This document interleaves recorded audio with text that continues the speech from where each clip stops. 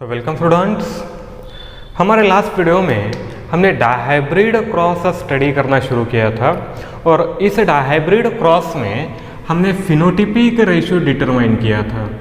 So we are on the topic of dihybrid cross.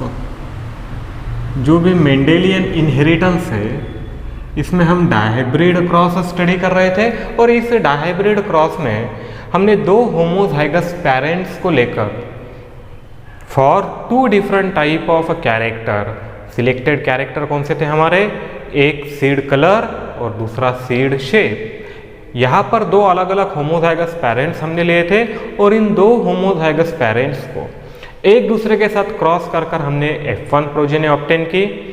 उस F1 progeny को self cross कर हमने obtain की थी F2 progeny. And in case of F2 progeny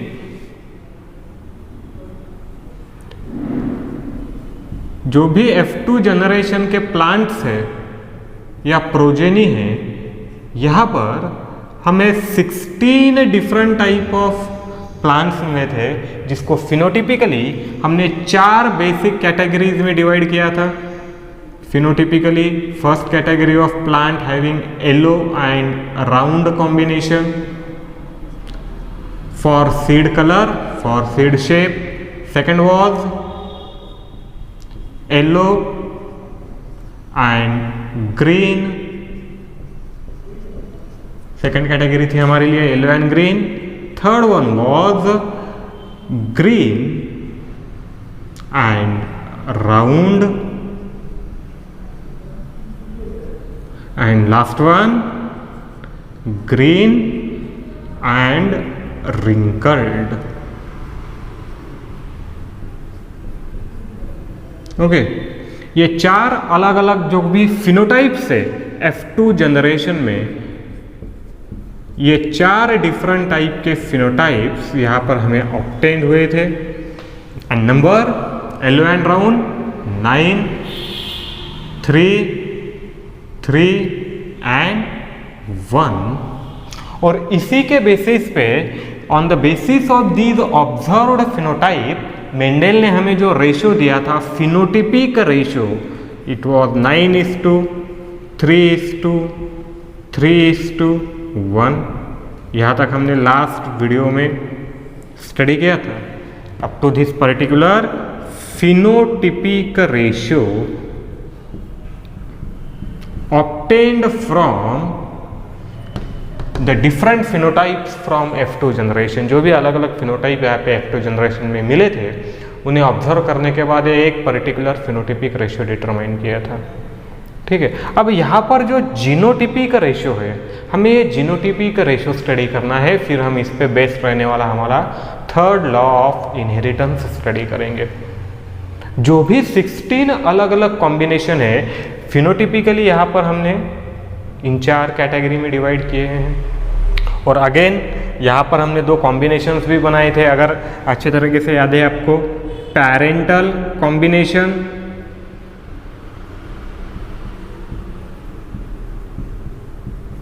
the plants with having parental combination, and second बनाया था हमने recombinant combinations. ऐसे 2 अलग अलग टाइप के कॉम्बिनेशंस हमने यहाँ पर बनाए थे। Out of 60 plant, 10 plant shows parental combination and 6 plant shows recombinant combination. Okay, अब अगर हमें इसका जीनोटाइप यहाँ पे डिटरमाइन करना है तो जीनोटिपिकली इसको हम डिवाइड कर सकते हैं अलग अलग टाइप पे। तो इसका फिनोटाइप हो गया।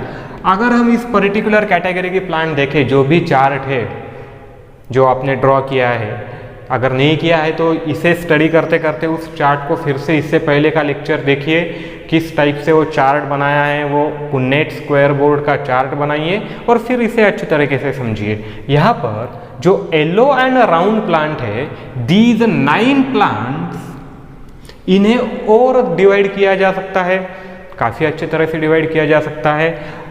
हम इसे डिवाइड करेंगे 2 कैटेगरी में। It is divided into 1:8। क्या डिवाइड करते हैं इसे हम? 1:8। दीज 9 प्लांट्स, ये जो 9 प्लांट्स यहाँ पर है, जीनोटिपिकली हमने इसे क्या किया है, डिवाइड किया है। ओके, कैसा डिवाइड किया है, 1:8।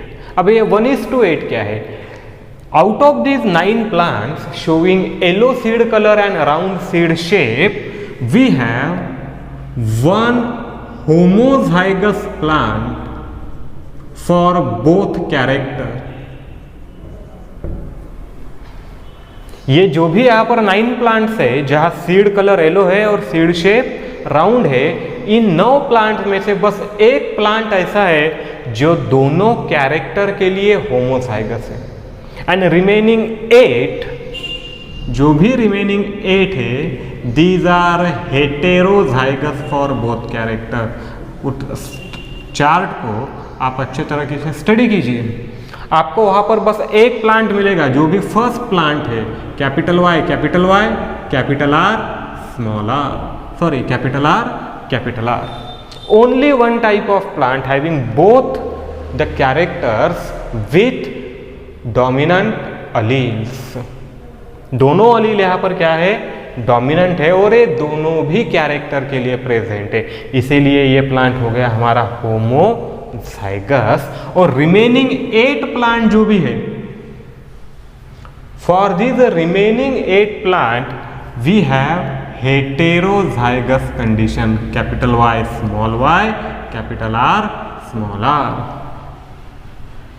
ठीक है, जो भी अलग अलग 8 प्लांट इसके बाद हमें मिले हैं, भले ही यहाँ पे सीड कलर येलो है, सीड शेप राउंड है, but for both the character these 8 plants are heterozygous. अगर जीनोटाइपिकली देखें उस चार्ट पे आप देखिए, एक एक प्लांट का जीनोटाइप यहाँ पे अच्छी तरीके से राइट डाउन कीजिए, फिर आपको दिखेगा, फिर आपको पूरी तरह से अंडरस्टैंड होगा कि बस एक प्लांट ऐसा है जो पूरी तरीके से होमोजाइगस है दोनों कैरेक्टर के लिए, जहाँ चारों अलील डोमिनेंट है। ठीक है, it is homozygous for seed colour as well as homozygous for seed shape. Remaining 8 plants heterozygous for seed colour, heterozygous for seed shape. भले ही डोमिनेंट कैरेक्टर अपीयर हो रहा है, लेकिन यहाँ पर दोनों कैरेक्टर के लिए जो अलीलोमॉर्फिक पेयर प्रेजेंट स्टूडेंट, ये अलीलोमॉर्फिक पेयर हेटेरोजाइगस है। इसीलिए ये जो 9 plant phenotypically yellow and round character show कर रहे हैं, जीनोटिपिकली हमने इसे डिवाइड किया है 1:8। क्या डिवाइड होगा इसका, क्या बनेगा, 1:8 बनेगा। उसी तरीके से ये जो 3 प्लांट है अगले, येलो एंड ग्रीन, इसे भी डिवाइड करेंगे हम 1:2। क्या डिवाइड करेंगे, 1:2। यहां भी वही कंडीशन है, 1 प्लांट इज होमोजाइगस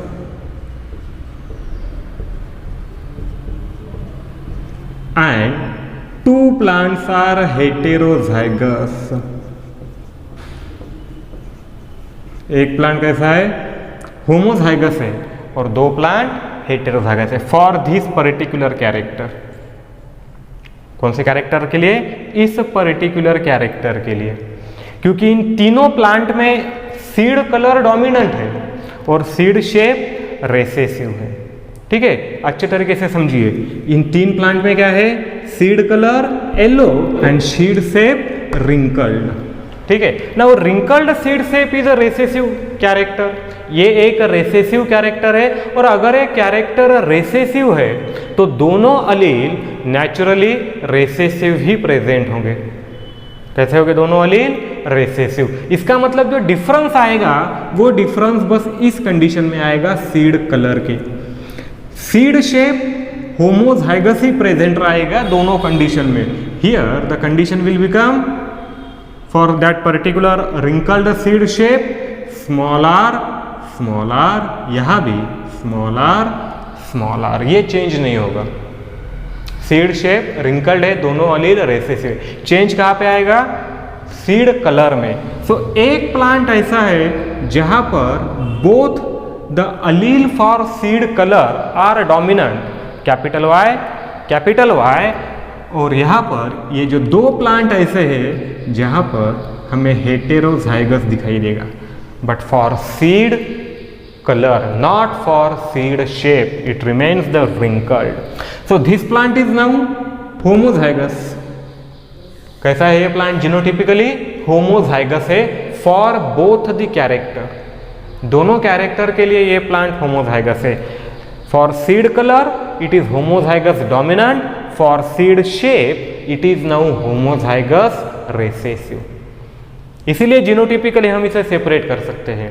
भले ही यहाँ पर एक कैरेक्टर डोमिनेंट है, एक कैरेक्टर रिसेसिव है, बट अगर देखा जाए तो जो डोमिनेंट कैरेक्टर है ये होमोजाइगस डोमिनेंट है, जो रिसेसिव कैरेक्टर है ये होमोजाइगस रिसेसिव है, as compare to this two plant where one character is homozygous recessive and second character is heterozygous dominant.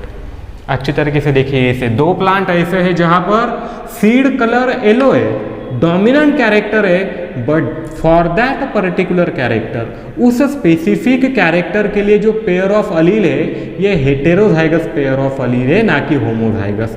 For seed shape it is homozygous. Seed shape के लिए दोनों जगह common है, homozygous ही है. Change कहाँ पे है? बस सीड कलर में चेंज है. उसी तरीके से ये जो अगला प्लांट है हमारे, ये जो अगले 3 प्लांट है, इन्हें भी इसी तरीके से हम डिवाइड करेंगे 1:2. ये भी इसी तरीके से डिवाइड किया जा सकता है 1:2. Like one plant is homozygous and remaining 2 plants are heterozygous. It is similar to previous condition, जो कि इससे पहले हमने इन 3 प्लांट के लिए कंडीशन देखी थी. यही कंडीशन हमें इन 3 प्लांट के साथ दिखाई देगी, बस कैरेक्टर एक्सचेंज होंगे. यहाँ पर सीड कलर जो है वो रिसेसिव है, स्मॉल y यहाँ पर भी रहेगा, स्मॉल y यहाँ पर भी रहेगा, क्योंकि green seed colour is recessive trait. अगर ट्रेट रिसेसिव है तो दोनों अलील सिमिलर रहेंगे, रिसेसिव रहेंगे. डिफरेंस कहाँ आएगा? Dominant character, that is seed shape. यहाँ सीड शेप राउंड है. सो एक प्लांट ऐसा है जहाँ पर दोनों अलील डोमिनेंट है, capital R, and 2 plants are with capital R, small r. 2 plant ऐसे हैं जहाँ पर कैपिटल R और स्मॉल r का कॉम्बिनेशन प्रेजेंट है. अब इसे भी अच्छी तरीके से देखिए, सेम कंडीशन है जैसे हमने यहाँ पर देखिए, एग्जैक्ट वही कंडीशन यहाँ पे दिखाई देती है. फर्क क्या हो रहा है? बस कैरेक्टर चेंज हो रहा है. This plant is homozygous. ये प्लांट होमोजाइगस है, इन 3 में से एक plant. Homozygous recessive for seed colour and homozygous dominant for seed shape. ये आपको अच्छे तरीके से समझ में आना चाहिए कि सीड कलर के लिए डोमिनेंट है या रिसेसिव है, एग्जैक्टली क्या है. सीड कलर के लिए क्या है? Homozygous recessive. सीड शेप के लिए होमोजाइगस डोमिनेंट. भले ही यहाँ पर एक कैरेक्टर रिसेसिव है, दूसरा कैरेक्टर डोमिनेंट है, but students the plant is still homozygous. कैसा है ये? जीनोटिपिकली होमोजाइगस है. यही अगर हम इस कंडीशन में देखते हैं, for seed colour small y combination present है, क्योंकि सीड कलर ग्रीन है तो वो होमोजाइगस रहेगा. But for seed shape it is heterozygous dominant. So for one character homozygous recessive, for other character heterozygous dominant, जो हमें यहाँ पर भी दिखाई देगा इन 3 प्लांट्स में, और यहाँ पर भी दिखाई देगा इन 3 प्लांट्स में. सो कलेक्टिवली ये जो कॉम्बिनेशन यहाँ पे बनेगा इस 6 प्लांट्स का रिकॉम्बिनेंट कॉम्बिनेशन. इन रिकॉम्बिनेंट कॉम्बिनेशन में हमें एक कैरेक्टर दिखाई देता है कि प्लांट एक कैरेक्टर के लिए होमोजाइगस डोमिनेंट होगा, दूसरे कैरेक्टर के लिए होमोजाइगस रिसेसिव होगा. जैसे यहाँ पर सीड कलर के लिए होमोजाइगस रिसेसिव है, सीड शेप के लिए होमोजाइगस डोमिनेंट. ठीक है, for seed colour homozygous dominant, for seed shape homozygous recessive.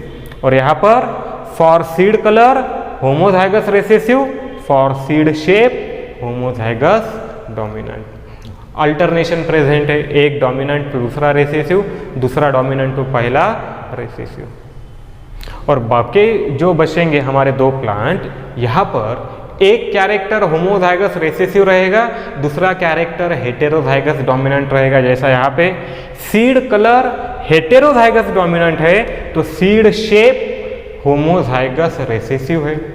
यहाँ पर सीड कलर होमोजाइगस रिसेसिव है तो सीड शेप हेटेरोजाइगस डोमिनेंट है। और लास्ट में this one will remain as it is. ये जो है ग्रीन एंड रिंकल्ड, इसको हम डिवाइड नहीं कर सकते जीनोटिपिकली, ये ऐसा ही रहेगा। सो जीनोटिपिकली रेशियो अगर हम ब्रॉडली क्लासीफाई करें तो it will be 1:8:2:1:2:1:2:1. So this will be the genotypic ratio in broad.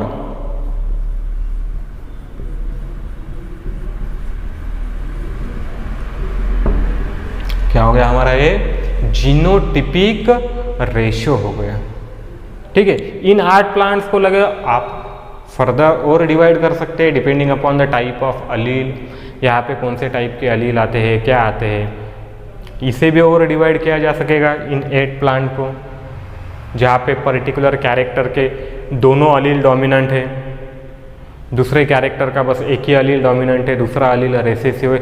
इस तरीके से इसे और फर्दर डिवाइड भी किया जा सकता है। ठीक है, लेकिन हम ब्रॉड में देखेंगे तो हमें जीनोटिपिक रेशियो कुछ इस तरह से मिलेगा। So these 2 are important ratios of dihybrid cross. पहला रेशियो है हमारे पास फिनोटिपिक रेशियो, दूसरा रेशियो है हमारे पास जीनोटिपिक रेशियो। ये 2 इम्पॉर्टेंट रेशियो यहाँ पे हम ऑब्टेन करते हैं। ठीक है, आया समझिए पूरी तरह से। इस तरह से आपको ये रेशियो और ये सब परफॉर्म करने के लिए आपके पास वो पुन्नेट स्क्वायर बोर्ड का चार्ट परफॉर्म किए हुआ ज़रूरी है। उसे सामने रखकर ही आप ये रेशियो को अच्छे तरीके से स्टडी कर सकते हो। तो मैं फिर से आपको रिकमेंड करता हूँ कि जो इससे पहले वीडियो लेक्चर में हमने किस तरह से ये क्रॉस परफॉर्म किया था, किस तरीके से फिनोटाइप डिटरमाइन किए थे, उसे फिर से एक बार देखिए, या उस वीडियो के साथ साथ ही एक सेपरेट नोटबुक लीजिए, उसमें ये क्रॉस पूरी तरह से नोट डाउन कीजिए।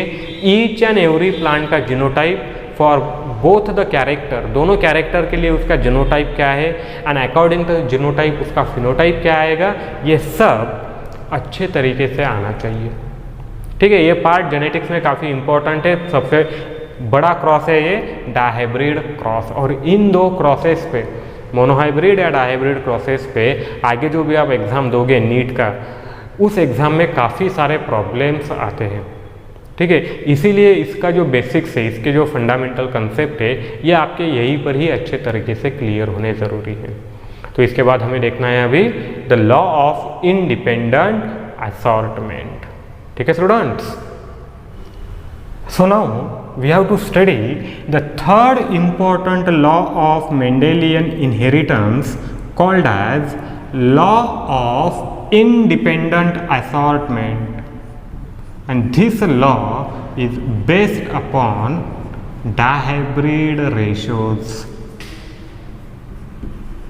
जो भी डायहाइब्रिड रेशियो है, इस स्पेसिफिक डायहाइब्रिड रेशियो पर बेस्ड है ये लॉ, जिसे कॉइन किया है कॉरेंस ने। ठीक है, मेंडल के जो भी पोस्टुलेट है, जो भी कंक्लूजन है इस डायहाइब्रिड रेशियो का, इसे कंबाइन करने के बाद कॉरेंस ने ये लॉ बनाया है। अब ये लॉ क्या स्टेट करता है, इसका स्टेटमेंट क्या है? So we have when 2 homozygous parents are crossed, when 2 homozygous parents differing इन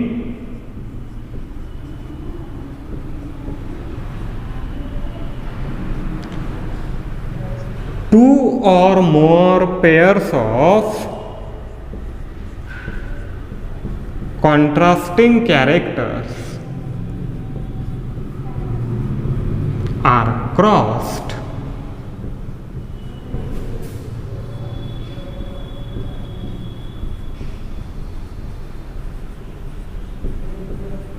जब इन्हें क्रॉस किया जाता है, कि जैसे कि हमने परफॉर्म किया है, then inheritance of one pair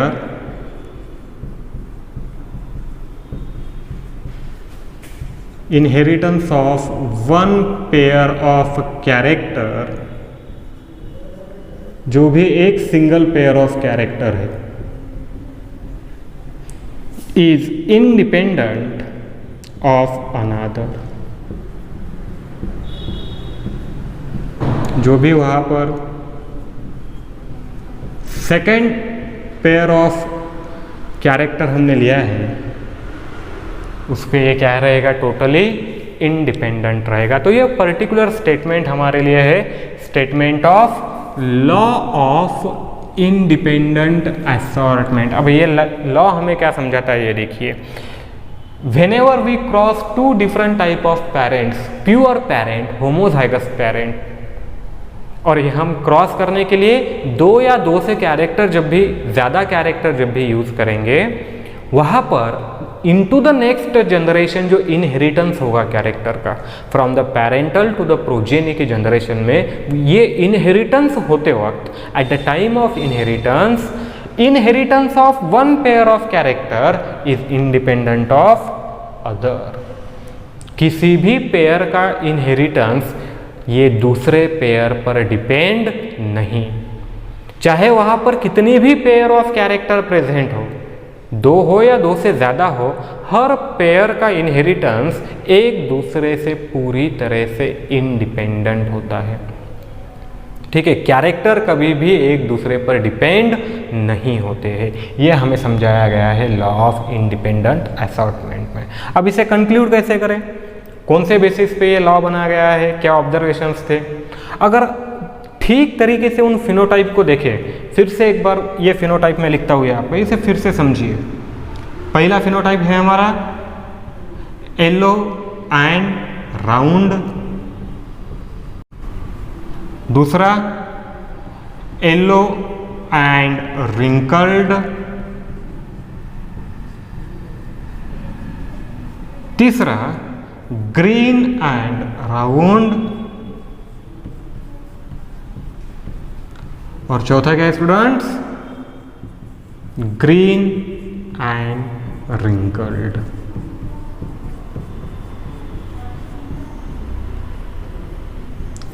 बताइए इसके प्लांट 9, 3, 3, 1। अब यहां पर हम दो अलग अलग कैरेक्टर को एक साथ स्टडी किया है, लेकिन अगर इनमें से हम कोई भी एक कैरेक्टर कंसिडर करें तो inheritance of a single character must follow Mendel second law, that is law of segregation. अगर हम इन दोनों में से बस फॉर इंस्टेंस किसी एक कैरेक्टर को कंसिडर करें तो क्या उस एक कैरेक्टर का इनहेरिटेंस मेंडल के मोनोहाइब्रिड रेशियो से मैच करता है? देखेंगे अब यहाँ पर करता है कि नहीं। According to the Mendel monohybrid ratio, inheritance का फिनोटिपिक रेशियो क्या मिलना चाहिए F2 जनरेशन में, 3:1। अब यहाँ हमारे पास दो अलग अलग कैरेक्टर है। पहला कैरेक्टर है हमारा सीड कलर, दूसरा कैरेक्टर है हमारा सीड शेप। ठीक है, अगर इस रेशियो को हम मोनोहाइब्रिड रेशियो के तौर पे देखेंगे तो क्या हमें 3:1 का रेशियो ऑब्टेन होता है, जो हमें लॉ ऑफ सेग्रीगेशन में बताया गया है। सबसे पहले हम देखेंगे सीड कलर में। अभी ये जो भी F2 जनरेशन की प्रोजेनी यहाँ पे ऑब्टेन्ड है, हमें इस F2 जनरेशन की प्रोजेनी में सीड कलर हमारे पास दो अलग अलग ट्रेट है, येलो एंड ग्रीन। तो सबसे पहले हम येलो एंड ग्रीन देखेंगे कितने मिलते हैं हमें F2 प्रोजेनी में, क्योंकि यही हमने पेरेंट में भी सिलेक्ट किए थे, येलो एंड ग्रीन। अब F2 में देखेंगे एक सिंगल कैरेक्टर को कंसिडर करके, F2 में कितने प्लांट ऐसे हैं जहां पर येलो कलर अपीयर होता है और कितने प्लांट ऐसे हैं जहां पर ग्रीन कलर अपीयर होता है। तो देखिए इसे, इन 9 प्लांट में सीड कलर है yellow, these 9 plant contain yellow seed colour. उसके बाद these 3 plant contain yellow seed colour. यहाँ पे तो येलो सीड कलर नहीं है, यहाँ पे क्या है, ग्रीन है। ठीक है, तो सीड कलर के लिए टोटल प्लांट कितने हैं हमारे पास, बताइए, 9 and 3 12। चलिए अब ग्रीन सीड कलर देखेंगे। ग्रीन सीड कलर के लिए हमारे पास कितने प्लांट है? This 3 and this 1 4। 12:4, that is nothing but 3:1, है कि नहीं? इज इट और नॉट? यही हम अप्लाई करेंगे सेकंड कैरेक्टर। क्या है सेकंड कैरेक्टर? हमारा सीड शेप है। सीड शेप पे अप्लाई करके देखते हैं। चलो इसे क्या है? Round and wrinkled. अब समझिए इसे। कितने प्लांट ऐसे हैं F2 जनरेशन में जहाँ सीड शेप जो है, ये सीड शेप हमें राउंड दिखाई देता है? 9 and 3। कितने? यहाँ पे 9 प्लांट ऐसे हैं जहाँ पे सीड शेप राउंड है, और ये 3 प्लांट ऐसे हैं यहाँ पर जहाँ सीड शेप क्या है? राउंड है। अगेन 12। और सीड शेप रिंकल्ड कितनी जगह है स्टूडेंट्स? कितने प्लांट में है? 3 and 1, that is 4. So again ratio comes 3:1. Is it or not? आता है या नहीं? दिखाई दे रहा है या नहीं? अगर दोनों कैरेक्टर को कंबाइन कर लिया जाए, इन दोनों को कंबाइन कर लिया जाए तो क्या मिलेगा हमें? 3:1 for seed colour into 3:1 for seed shape, it gives 9:3:3:1। आ गया ध्यान में? ये 9:3:3:1 कैसे मिलता है? It totally obeys Mendel's monohybrid ratio. यहाँ पर भले ही हम दो कैरेक्टर को कंसिडर कर रहे हैं, लेकिन अगर हम एक वक्त किसी एक कैरेक्टर को सिलेक्ट करें और सिर्फ उसका इनहेरिटेंस देखें इस डायहाइब्रिड क्रॉस में भी, तो भी हमें क्या दिखाई देगा? Even there is a cross for 2 different character, a single character is inherited in 3:1 ratio। F2 generation में यहाँ पर अगर सिंगल कैरेक्टर लिया जाए तो वो भी हमें 3:1 इस रेशियो में इनहेरिट होता ही वो दिखाई देता है। समझ में क्या आया? कैसे किया? कैसे इनहेरिटेंस यहाँ पे हमें दिखाई दे रहा है? F2 प्रोजेनी से अगर एक सिंगल कैरेक्टर लेते हैं तो so it totally obeys the monohybrid ratio and law of segregation. ठीक है? और on the basis of this, इसके बेसिस पे ये कंक्लूड किया गया। और जो सेकंड फैक्टर है, एक तो ये पहला फैक्टर, सेकंड फैक्टर अगर इसको देखा जाए कि ये कंक्लूड किस बेसिस पे किया गया है, there is a presence of recombinant phenotype, appearance of recombinant phenotype। ये सबसे इंपॉर्टेंट रीजन है लॉ ऑफ इंडिपेंडेंट असॉर्टमेंट के लिए, उसके फॉर्मेशन के लिए, कि रिकॉम्बिनेंट फिनोटाइप हमें बताता है कि whenever both of these allele, that is capital Y and capital R, get chance to separate from each other, जब इन्हें ये चांस मिलेगा एक दूसरे से सेपरेट होने का, तब ये दोनों अलील एक दूसरे के साथ सेपरेट हो जाएंगे, एक दूसरे से पूरी तरह से अलग हो जाएंगे और एक नया कॉम्बिनेशन तैयार करेंगे, जहां पर अपीयरेंस और separation of this first allele do not depends on this second allele. नहीं तो हमें इस टाइप के कॉम्बिनेशन मिलते ही नहीं, capital Y, small r, capital R, small r। इस टाइप के कॉम्बिनेशन मिलना टोटली इम्पॉसिबल है। Again capital Y, small r, या फिर capital Y। These type of combination, ये जो रिकॉम्बिनेंट हमें मिल रहे हैं यहाँ पर, दोनों कैरेक्टर के अलील एक दूसरे से पूरी तरह से सेपरेट है। कैरेक्टर जो भी इनहेरिट होगा उसके अलील, दूसरा अलील कौन सा आ रहा है उस पर डिपेंड नहीं है। उस पर्टिकुलर कैरेक्टर के अलील खुद होकर इंडिपेंडेंटली वहाँ पे गैमेट में इनहेरिट होंगे, गैमेट से F2 जनरेशन, F2 से F3 जनरेशन में इनहेरिट होंगे, which is totally independent of other character. दूसरे कैरेक्टर के अलील का यहाँ पे कोई भी इन्फ्लुएंस दिखाई नहीं देगा। और यही वजह है कि इन F2 generation we have recombinant phenotypes. इसीलिए हमें इस टाइप के रिकॉम्बिनेंट फिनोटाइप मिलते हैं जहाँ एक कैरेक्टर डोमिनेंट है, दूसरा कैरेक्टर रिसेसिव है। It is a non-parental combination. An appearance of non-parental combination in F2 generation suggests that inheritance of one pair of allele is totally independent of another. एक अलील और एक कैरेक्टर का inheritance अगले generation में किस तरह से होगा स्टूडेंट्स, ये टोटली इंडिपेंडेंट है दूसरे कैरेक्टर पर, दूसरे अलील पर। और अगर ऐसा नहीं है तो हमें यहाँ पे रिकॉम्बिनेंट फिनोटाइप मिलने ही नहीं चाहिए। If the inheritance of y is depend on r, अगर कैपिटल Y का इनहेरिटेंस कैपिटल R पर डिपेंड है, अगर स्मॉल y का इनहेरिटेंस स्मॉल r पर डिपेंड है, तो ये एक दूसरे के साथ ही इनहेरिट होंगे, कभी भी एक दूसरे से सेपरेट नहीं होंगे।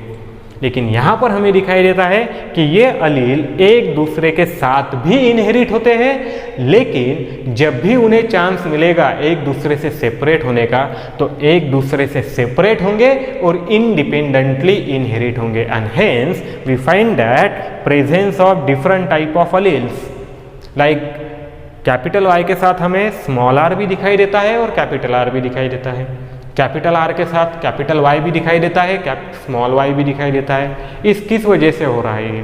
Y such type of thing happening? Because inheritance of one pair of allele is totally independent of another.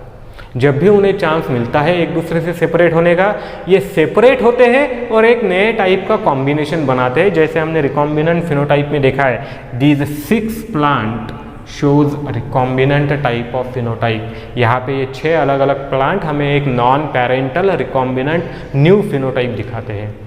और appearance of new phenotype possible कब है? जब अलील एक दूसरे के इन्फ्लुएंस के बिना इनहेरिट हो।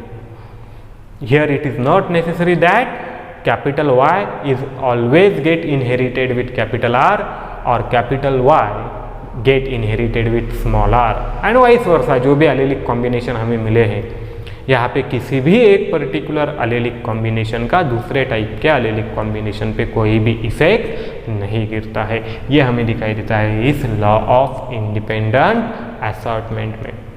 पहली बात, for a single character it totally obeys Mendel's monohybrid ratio. Each character is get inherited in 3:1 ratio.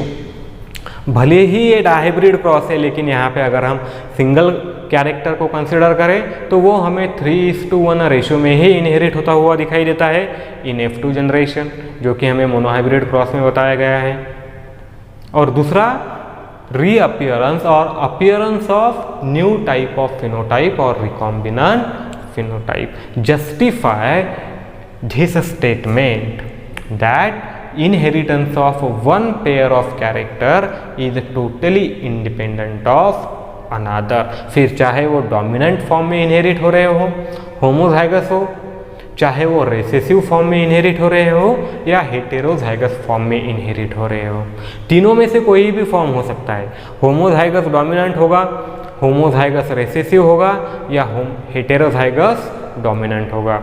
Condition चाहे कोई भी हो, इनहेरिटेंस एक पर्टिकुलर कैरेक्टर का कभी भी दूसरे कैरेक्टर पे डिपेंड नहीं होगा। ये हमें बताता है ये लॉ ऑफ इंडिपेंडेंट असॉर्टमेंट। ठीक है, तो यहाँ पर हम इस पर्टिकुलर यूनिट जो हमने स्टार्ट किया है फाउंडेशन सीरीज का पहला, जेनेटिक्स एंड वेरिएशन, यहाँ पर ये पहला पार्ट कंप्लीट होता है, मेंडेलियन इनहेरिटेंस। इसमें हमने बेसिक स्टडी किया है इनहेरिटेंस का। इसके बाद हमने मोनोहाइब्रिड रेशो देखा है, मोनोहाइब्रिड रेशो पर बेस टेस्ट क्रॉस देखा है, फिर हमने यहाँ पे स्टडी की है डायहाइब्रिड रेशो। और यहाँ पर इस यूनिट का पहला पार्ट हमारा कंप्लीट होता। इसके आगे हमें देखना है नियो मेंडेलिज्म, या फिर जहाँ इस मोनोहाइब्रिड और डायहाइब्रिड रेशो के डेविएशंस प्रेजेंट है। The type of genetics, the principles which where discovered after Mendel, जो मेंडेल के बाद डिस्कवर किए गए, जहाँ पे काफ़ी सारे एक्सेप्शनल केसेस प्रेजेंट है। ये सीरीज़ हम हमारे आने वाले वीडियो से स्टार्ट करेंगे। तब तक आप ये जो सीरीज़ हमने कंप्लीट की है मेंडेलियन इनहेरिटेंस की, starting with the first video, इसे फिर से एक बार या दो बार अच्छे तरीके से स्टडी कीजिए। जो भी आपको नोट्स प्रोवाइड किए गए हैं PDF के फॉर्म में, उसे रीड कीजिए और खुद के एक इंडिपेंडेंट नोट्स बनाने की कोशिश कीजिए। लास्ट ईयर हमने ये प्रैक्टिस काफ़ी अच्छे तरीके से परफॉर्म की थी, प्रिपरेशन ऑफ नोट्स, और यही प्रैक्टिस अभी आपको काफ़ी यूज़ में आती होगी। ठीक है स्टूडेंट्स, तो अगले वीडियो से हम स्टार्ट करेंगे नियो मेंडलिज्म।